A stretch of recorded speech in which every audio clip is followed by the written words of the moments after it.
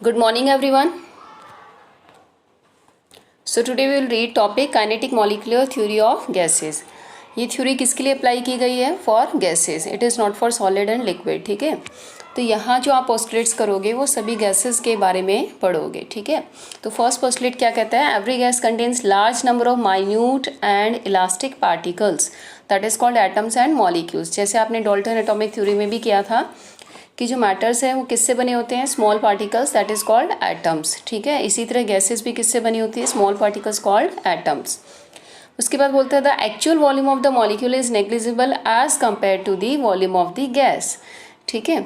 यहाँ actual volume of the molecules लिखा है, मीनिंग कि आपने सपोज एक कंटेनर में गैस ली है. ठीक है.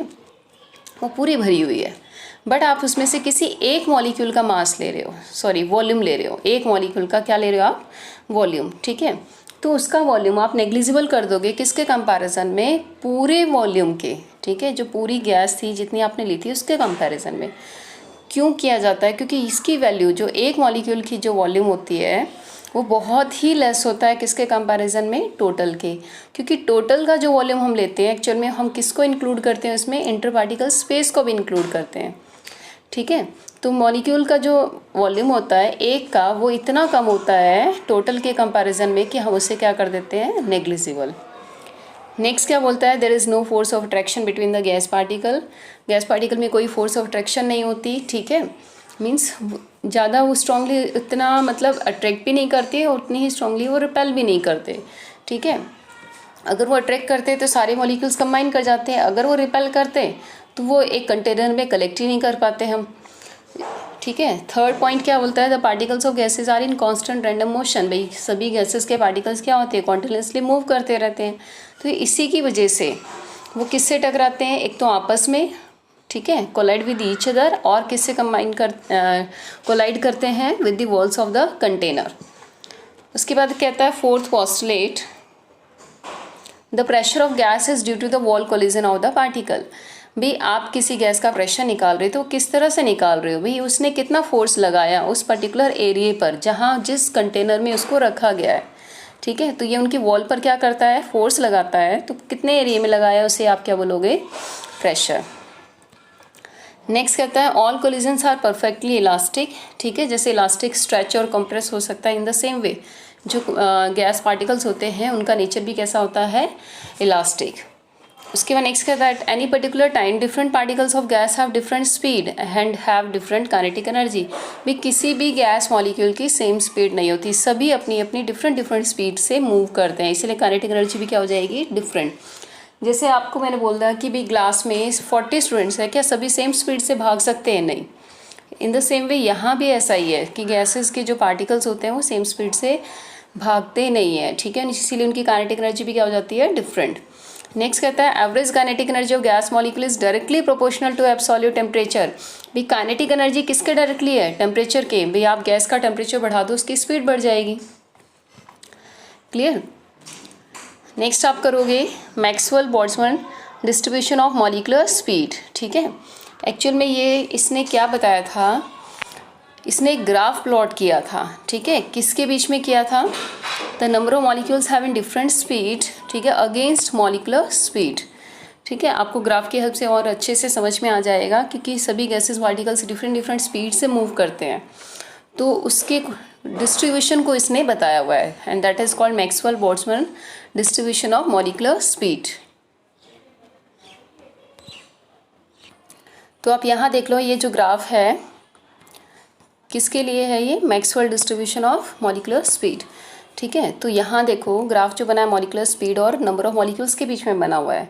ठीक है. मैंने आपसे बोला कि भाई क्लास में 40 स्टूडेंट्स है, क्या सभी सेम स्पीड से भागते हैं? नहीं.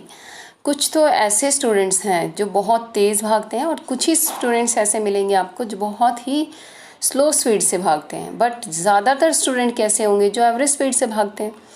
आप भाई चाहे मार्क्स की टर्म्स में बात कर लो, बहुत ही कम स्टूडेंट ऐसे होंगे जो बिल्कुल बहुत ज़्यादा नंबर लेते हैं और बहुत ही कम ऐसे होंगे जो बहुत कम नंबर लेते हैं. पर ज़्यादातर स्टूडेंट कैसे होंगे? जो एवरेज मार्क्स लेते हैं. ऐसा ही सेम ग्राफ, सेम डिस्ट्रीब्यूशन किसके अंदर है? Distribution of speed in gases molecules. ठीक है. तो अब ये ग्राफ की हेल्प से इसने बताया हुआ है. आप यहाँ इस पोर्शन को देखो, यहाँ पर स्पीड लेस है या ज़्यादा है, स्पीड क्या होगी, लेस। नंबर ऑफ मॉलिक्यूल्स भी क्या है, लेस, यानी ऐसे बहुत ही कम मॉलिक्यूल ऐसे हैं जिसकी स्पीड क्या है, बहुत कम। यहाँ आपसे पूछा जाए बताओ नंबर ऑफ मॉलिक्यूल्स क्या है, आप बोलोगे लेस, पर स्पीड क्या है, बहुत ज़्यादा है। इट मीन्स बहुत कम मॉलिक्यूल्स ऐसे हैं जिनकी स्पीड क्या है, बहुत ज़्यादा है। पर अगर आप इसकी बात कर रहे हो इस पार्ट की, तो यहाँ क्या है, नंबर ऑफ मॉलिक्यूल ज़्यादा है, ठीक है भाई, मॉलिक्यूल ज़्यादा है बट स्पीड क्या है, एवरेज।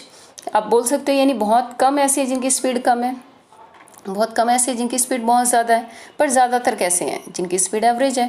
तो इसे बोला जाता है, इस पॉइंट को जो ये पीक है इसे बोलते हैं मोस्ट प्रोबेबल स्पीड, ठीक है। यानी आप क्या बोलोगे, speed possessed by maximum number of molecules, ठीक है। आप इसकी जो टर्म है MPS, इसका उल्टा कर देना इसकी डेफिनेशन लर्न करने के लिए, क्या बोलोगे, speed possessed by maximum number of molecules, that is called most probable speed. Clear.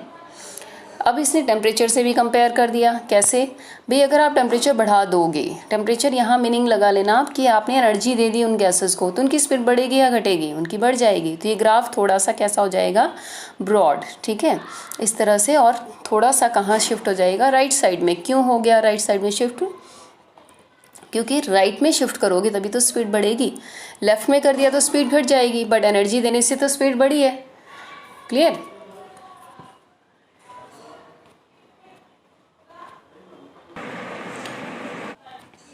So now we will discuss behavior of real gases, deviation of real gases from ideal behavior। क्या meaning है, यहाँ to terms use की है, एक तो ideal और दूसरे real. तो आइडियल का मीनिंग क्या है, आपने एक इक्वेशन की थी ideal gas equation, PV = nRT।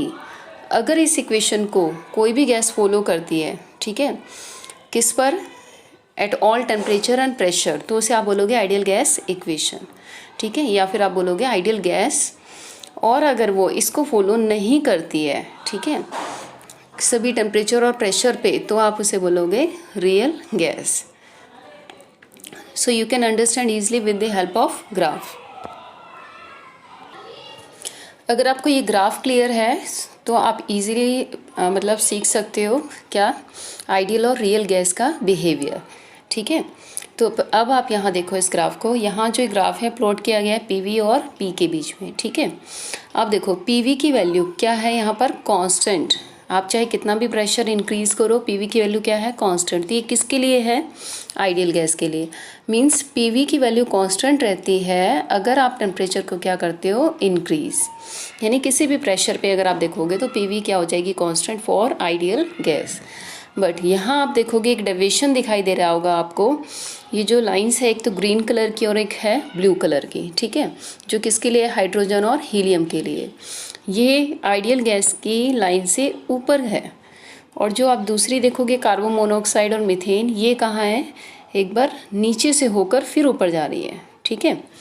तो इट मीन्स क्या है, यहाँ पर भी जो लाइन ऊपर की तरफ है उसे आप बोलोगे पॉजिटिव डेविएशन, और जो नीचे है उसे आप बोलोगे नेगेटिव डेविएशन। अब डेविएशन का मीनिंग क्या होता है भाई, आपको मैंने ये बोला कि आपने सीधा सीधा रोड पर चलना है, बट आप रोड पर ना चल के, ठीक है, आप नीचे उतर गए रोड से, ठीक है, और फिर इस तरह से चल रहे हो, तो आप में क्या आ गया, डेविएशन। भाई आप स्ट्रेट पाथ पे नहीं जा रहे हो, आप उससे कितना दूर होकर जा रहे हो, जितना दूर होगे उतना डेविएशन आएगा।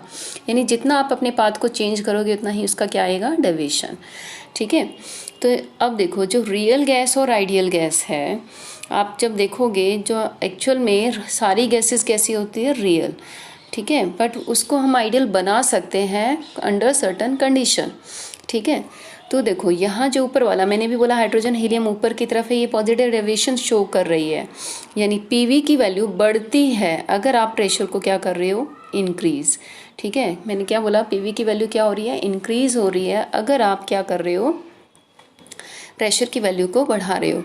पर ये अब डेविएशन शो कर रही है, यानी इस पाथ उसको जाना तो सीधा चाहिए था, पर ये थोड़ा सा कैसा हो गया है, ऊपर की तरफ चला गया, तो ये डेविएशन आ गई इसके अंदर। बट अगर आप कार्बन मोनोऑक्साइड और हाइड्रोजन के केस को देखते हो, ठीक है, तो with increase of pressure PV की वैल्यू क्या हो रही है, डिक्रीज, ठीक है, फिर उसके बाद इंक्रीज हो जाती है, ठीक है। पर ये इंक्रीज कब हुई, अगर आप प्रेशर बहुत ज़्यादा बढ़ा देते हो, तब ये जाके क्या हो जाएगी, इंक्रीज। बट मीन्स स्टार्टिंग में ये डेविएशन कैसा शो करेगी, नेगेटिव। तो जो पॉजिटिव डेविएशन है वो कौन सी गैसेज शो करती हैं, जो लाइटर गैसेज होती हैं, जैसे नाइट्रोजन एंड हाइड्रोजन, ठीक है। आप ऑक्सीजन भी लाइटर गैस है, बट जो नेगेटिव डेविएशन है वो कौन सी शो कर रही हैं, जो हैवियर गैसेज हैं, ठीक है। तो आपको इस ग्राफ से देखना है कि किस तरह का ये डेविएशन शो करती है। भी सेम पाथ फॉलो करे, अगर पीवी की वैल्यू कांस्टेंट है with increase of pressure then it is called ideal gas, और अगर वो उसको फॉलो नहीं कर पा रही है, उस कांस्टेंट वैल्यू को फॉलो नहीं कर पा रही है, तो it means that is real gas. तो उसे आप क्या बोलोगे, रियल गैस।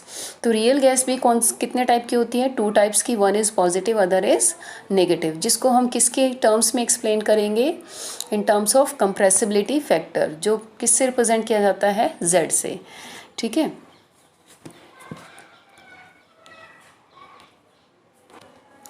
अब आप इन पॉइंट्स को रीड करोगे तो आपको पता चल जाएगा। अब देखो यहाँ पर क्या लिखा है, real gas do not obey ideal gas equation at all condition of temperature and pressure.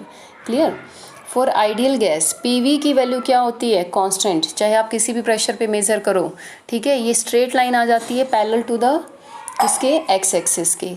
But अगर आप देखते हो किसके केस में, हाइड्रोजन और हीलियम के केस में, ठीक है, पीवी क्या करेगी, इंक्रीज करेगी with increase of pressure. But आप COCH4 की टर्म्स में देखते हो तो पीवी फर्स्ट क्या करेगी, डिक्रीज, फिर एक मिनिमम वैल्यू आएगी, उसके बाद वो इंक्रीज करेगी। इंक्रीज कब करेगी, जब प्रेशर बहुत ज़्यादा आप बढ़ा दोगे, ठीक है। उसके बाद आप देखोगे यहाँ पर जो हमने जो उसकी कंप्रेसिबिलिटी फैक्टर की टर्म्स में हमने इसको मेज़र करना है, तो कंप्रेसिबिलिटी फैक्टर को किससे रिप्रेजेंट किया जाता है, Z से। तो Z क्या है, आपने लिखा PV is equal to nRT। अब मैं इसी इक्वेशन को मॉडिफाई कर देती हूँ, यानी Z is equal to PV by nRT। अगर मैंने इसकी पॉजिटिव डिवीजन शो करनी है, ठीक है, पॉजिटिव डिवीजन का मीनिंग क्या होगा कि जो Z है वो होगा ग्रेटर देन 1, ठीक है। Z क्या होगा, ग्रेटर देन 1। और अगर मैं नेगेटिव डिवीजन शो करना चाहती हूँ तो Z क्या होगा, लेस देन 1। और अगर मैं आइडियल बिहेवियर शो करना चाहती हूँ तो Z is equal to 1। Clear. तो अब देखो Z इज इक्वल टू 1 कब हुआ, जब PV किसके इक्वल हो जाएगा, nRT के। Z ग्रेटर देन 1 कब हुआ, जब PV की वैल्यू किससे ज़्यादा हो जाए, nRT से। और नेगेटिव कब हुआ, जब PV की वैल्यू लेस हो जाए किससे, nRT से। Clear. So read up to this, thank you.